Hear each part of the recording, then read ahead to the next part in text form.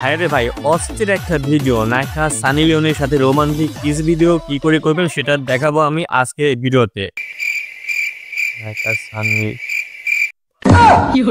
ও নায়িকা পরিমণির সাথে কিভাবে রোমান্টিক কিস ভিডিও বানাবেন সেটা আমি দেখিয়ে দেবো আজকের এই ভিডিওতে। তো চলুন ভিডিওটি শুরু করা যাক। তো এরকম রোমান্টিক কিস ভিডিও তৈরি করতে হলে প্রথমে যেটা করতে হবে, প্রথমে আপনি আপনার পছন্দ মতন গুগল থেকে অথবা ফেসবুক থেকে আপনি যার সাথে এরকম রোমান্টিক ভিডিও তৈরি করবেন তার একটু ছবি ডাউনলোড করে নিতে হবে।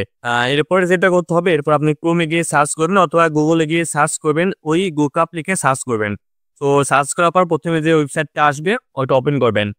এরপর আপনি আপনার নিজের ছবি আর যার সাথে ভিডিও তৈরি করতে যাচ্ছেন তার ছবিটা আপনি যে কোনো অ্যাপস দিয়ে দুইটা ছবি অ্যাডজাস্ট করে নেবেন, অর্থাৎ একত্রে করে নেবেন। তো আমি আমার গ্যালারি থেকে পরিমণির ছবি এবং আমার ছবি আমি অ্যাডজাস্ট করে নিলাম। তো আমি আমার মন মতন অ্যাডজাস্ট করে নিলাম। আপনি আপনার এখানে পছন্দ মতন যে কারোর ছবি আপনি এভাবে অ্যাডজাস্ট করে নেবেন। তো অ্যাডজাস্ট করার পর এটা আমি আমার গ্যালারিতে সেভ করে নিলাম। এরপর ওই গুকআপ ওয়েবসাইটে আসার পর এখানে একটি সার্চ অপশন আছে। সো এখানে সার্চ করবেন AIR লিখে সার্চ করবেন। এরপরে প্রথমে যে একটি টাইটেল আর দেখতে পাবেন জড়িয়ে ধরে রাখছে। তো এই টাইটেলের উপর একটা ক্লিক করতে হবে। তো আমি এখানে ক্লিক করে দিলাম। এরপর স্ক্রল করে নিচের দিকে আসতে হবে। তো এরপর নিচের দিকে আসার পর এখানে লেখা আছে AI হাগ ভিডিও। সো এখানে অবশ্যই ক্লিক করে দিতে হবে। এখানে ক্লিক করে দেওয়ার পরে এখানে যে মাঝখানে একটি অপশন আছে স্টারের মতো, ওখানে এটা ক্লিক করে দেবো। এরপর এখানে দুইটা অপশন আছে, একটা আছে টেক্সট টু ভিডিও আর একটি আছে ইমেজ টু ভিডিও।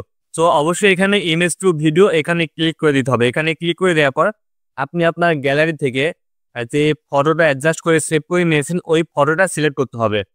তো আমি আমার অ্যাডজাস্ট করা সেভ করা ফটোটা এখানে সিলেক্ট করে নিলাম। এরপর এখানে টাইপ করতে হবে কিসিং ইজ আদার।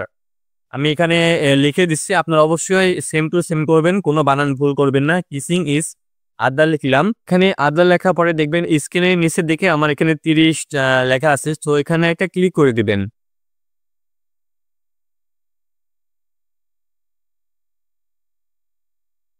এখানে ক্লিক করে দেওয়ার পরে প্রসেসিং হবে। এখানে 100% হলে আপনার ভিডিওটি জেনারেট হয়ে যাবে, তারপর আপনি ডাউনলোড করে নেবেন।